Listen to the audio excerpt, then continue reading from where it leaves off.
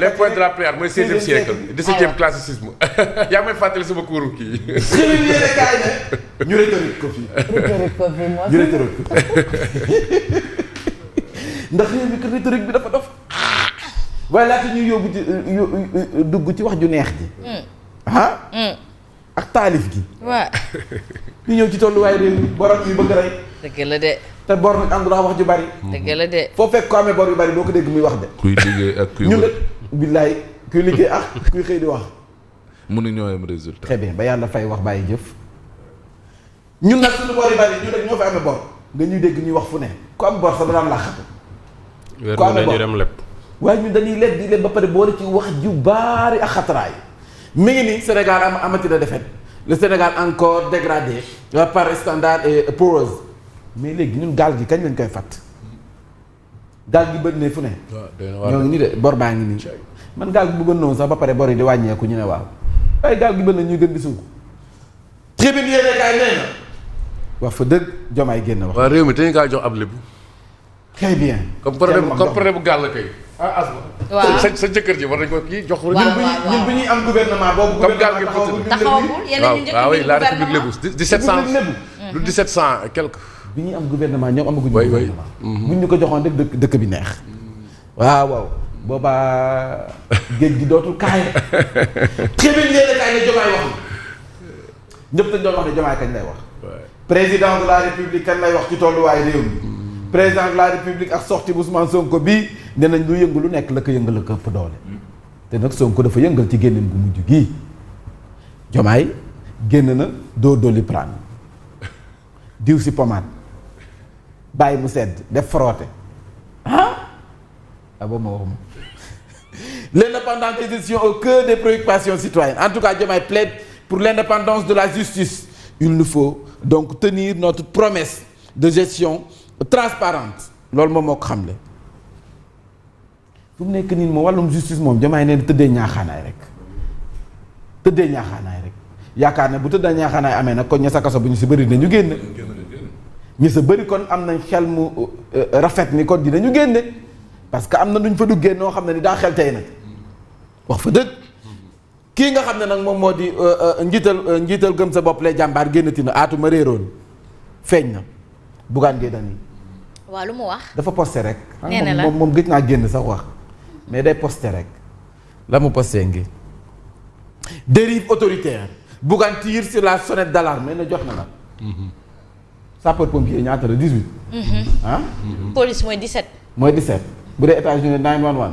911 mooy police.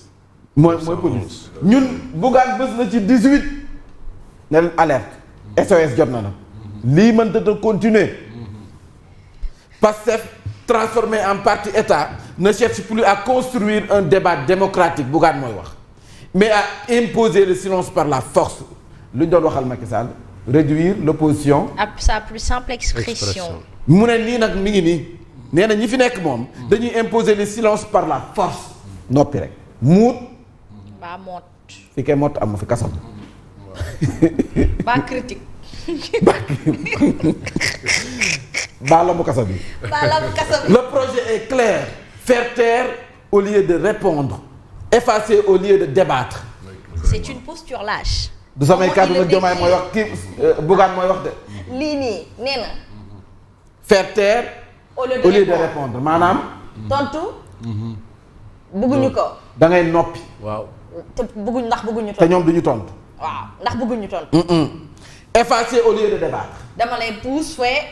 tëj la si kaso. yéen ñi nga xam ne yéenay borom débat yi. waaw. ñoom effacer rek. Ah non, vous savez c'est quoi la bravoure?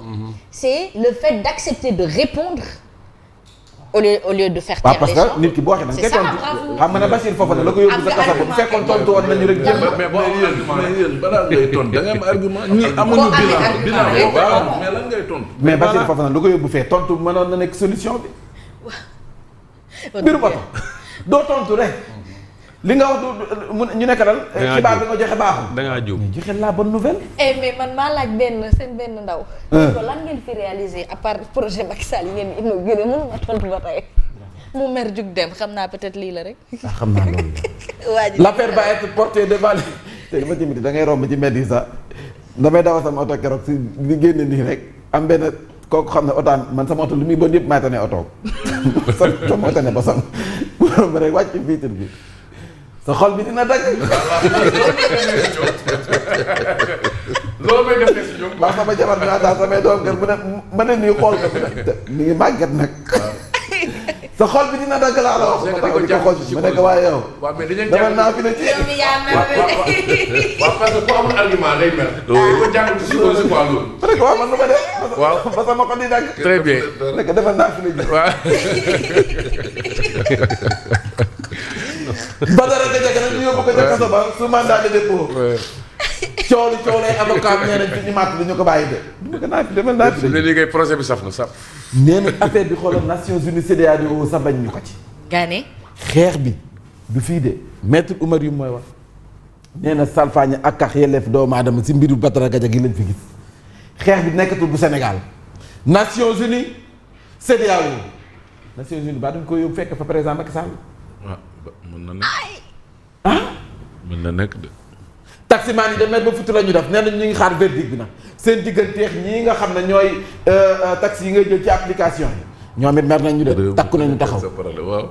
takku nañu taxaw de fii ku nekk ak sa problème dañ ko di ko teg nii nag au moins ñu def ko kii par kii tirage kii bu waxee que ñu des ñu bàyyi ñu. liggéey problème waaw ma ne président gëm sa bopp war naa wax kee ne naka apprenti dictateur war na ko wax loolu. moo ngi ci. wax na ko mais client kay fu mu amee apprenti soriw fa nag. ah. client bu amee apprenti soriw fa. ay waay. fu mu amee nga ne lan am. apprenti soriw fa de. client bi. léegi chauffeur bi na leen àtte rek. man de bàyyi client bi kan mooy chauffeur bi. bàyyi mu naat ci këllam. le Dakar waa ni ngi nii nee na Bougane Gueye Dany décode les intentions de Sonko. nee na que li ngay wax ni yëpp xam nañ li làqu ci ginnaaw li ngay wax ni yëpp xam nañ li làqu ci ginnaaw te mbir yi yëpp Sonko làqu ci ginnaaw. Bougane waaye nag. l'emprisonnement de Badara Gadiaga un pas de plus vers la construction d'un parti État.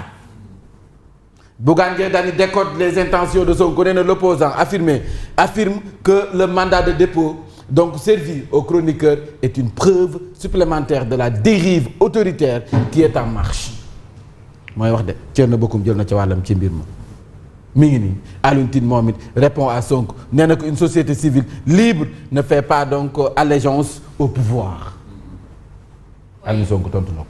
Faire allégeance, c'est prêter la serment notion juré non loolu la notion de société civile c'est le contre-pouvoir société civile. mais ko tax a civile, jóg c'est le contre-pouvoir. au sens de Alexis de Tocqueville. ci l'observateur nee na Diomaye cache face au clash C'est un très bon. daanaka wiiriwul ci coow li am da cee jàkkaarloog moom. dana ko jàkk di ko toj.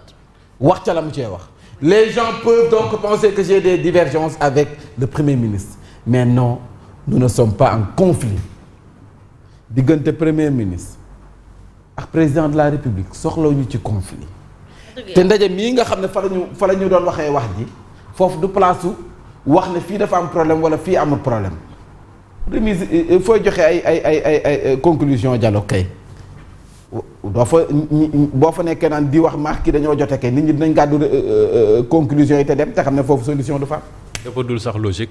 foofu du parce place que le premier ministre dafa war a traduire en acte la vision du chef de l'État. mais fii nag incongruité bi ñu am mooy le premier ministre est le patron politique. oui du chef de l'État. dañ waxante dëgg ba pare moom moo porté le projet. c'est vrai donc moom également day am lu muy bëgg. waaw loolu tam mooy dëgg. waxante dëgg la xew sa grand théâtre l'observateur dikk na ci kii moom. coup de théâtre au grand théâtre te waajaa ngi am fit bu doy defaat live di expliquer gis ngeen vidéo bu muy expliquer lan lay expliquer mi ngi expliquer nee na la. bëgg ñu mel ne ay africain waaye ñun du ñu ay africain moom li mu sol nag moom li mu sol nag moom. Mame Diallo. vraiment. Mame Diallo. ah ma jàll ma bañ see kii moom du info. di vraiment. def soxlawul sax sénégalais di ko dégg. ah ndax li mu wax ni dunduñu. vidéo ma gis mi pàkkat ni kooku kan la mooma. yàllaa njaboot c'est que tey nag kan lañ ñuy may au moins ñu noppalu yàllaa njaboot Mbambe yàllaa njaboot. non jomaay njaboot Diomaye rek ka njaboot. jomaay réew mi mu géré nii non jomaay moo njaboot liñ daan yàlla njaboot waaye jomaay moo loolu njaboot faux contre feu la. mu ne dégg naa benn jigéen naan ko grand théâtre du grande mosquée. grand théâtre ñu ñoom ñu moom nga bëgg rek ku fi nii dañuy muuru waat Et ça même, ça montre encore Non, à quel franchement. point moom xamul li ka fa bàyyi parce que quand on parle de grand théâtre le théâtre c'est quoi? C'est le fait de se déguiser et D'incarner. d'épouser Oui. et d'incarner un personnage. est-ce que deful théâtre Donc, s'il est en train de li ma faire waxoon ci théâtre, Diomaye Sàng rek moom mii kañ la fa falu. mi ngi doog a xam ne yooyu yëpp waru fa am. est-ce que deful théâtre tam instant bi. mais le but même du théâtre. tey c'est jii de lay se doog a transformer. génnee note de service boobu. mais notam bi est-ce que du théâtre tamit. xam nga tam Mame Mbacke yow ñii. ba pare ñi daan génne nekk ci vidéo réseaux di sociaux leeral. yi. ñi daan nekk ci réseaux sociaux yi daan bind di Mame xalam. Mbaye jàllal waay. loolu kese moo fi nekk li ci bëri ñu demee leen tey ay c'est bon nee naa jàll. loolu kese la ñi daan bind ci réseaux sociaux yi di wax yow. loolu Diomaye Faye recentré na débat bi. nee na leen coow li ceeb bu sew bi la. waaye du coow bu sew bi. soxlawuñu ko. dañu jublu ci yitte askan bi. coowal picc de du tax li ci tool bi ñor. taxul très bien. mais ceeb lu mag daal du tax li ci tool bi ñor. nee na coow li ngeen nekk nii ci tool bi. taxul li si tool bi ñor. déedéet. bàyyi leen coow li. nous ne devons être préoccupés que par la paix et la stabilité. Diomaye mooy wax. nee na c'est un honneur et un privilège pour moi d'être président de la République. c'est aussi une charge que j'assume avec humilité et responsabilité mooy wax. amul benn conflit bu dox ci digganteem nag ak premier ministre xaritam la. nee na loolu la woote. xarit la waaye géré wu ma benn état d'âme it. waaw amul benn état. géré wu ma benn état d'âme. ak ay caprice ak ñoom. seen xaritu ak seen doom day wax Caprice yi fu dëgg xale neex la yàlla nag. nañ ko waxtaanee seen mais biir. tey la anniversaire am def leen ko ndànk. anniversaire u kan. Ousmane Sonko. waaw mu sell mi tey la. après nga wayal ko. bu leen mais defee war nga ko wéyal nag ah mu sell mi. Joyeux joyeux anniversaire. yal na ko yàlla may fan bu gudd ak wér gu yaram yokk mën-mënam ci réew mi. wér ak wér la ñu ngi la koy ñaanal. waaw yal na yàlla yokk ko xolu mën a naxante. nit day mën laa naxante bi de. laa bu bi la soo dàq sëy day mën a naxante. waaw. président bu la ëpp comme ci réew dafa mën a yàlla bu naxante. la dara metti. ragal de businessman bu la ëpp comme dafa mën a naxante. ragal moo gën raglu. waaye Bougane Gueye Dany jox na ko kadoom de. Bougane Gueye Dany jox na ko kadoom te kado bi neexul. moom mooy wax. nee na que ñoom ñii il veut réduire donc l'opposition à sa plus simple expression. avec l'emprisonnement de Badara Gadiaga Sonko cherche toujours à museler les voix discordantes Bougane wax. mi ngi nii Badara Gadiaga nag mooy bu nañ ñu ko kaso. malaise grandissant des Sénégalais face à l'appareil judiciaire sous Diomaye et Sonko une dissonance flagrante entre le discours de rupture et les pratiques mu ngoog observé yéen kaay bi daan na si dikk Vox Populi nee na Diomaye réaffirme son amitié à son PM mais reste droit dans ses bottes de président. Je n'ai aucun conflit avec le Premier ministre, nous n'avons pas de divergence. Il l'a dit, c'est mon ami xaritam la ndeysaan. Très bien. àndandoo noo taxalikoo ba 2029. man de kii laa invité borom livre rouge. sama xarit kat Baar Cheikh Abdou Bar sama xarit la de. Ce sera Alors. à 9h. woo nga sama xarit.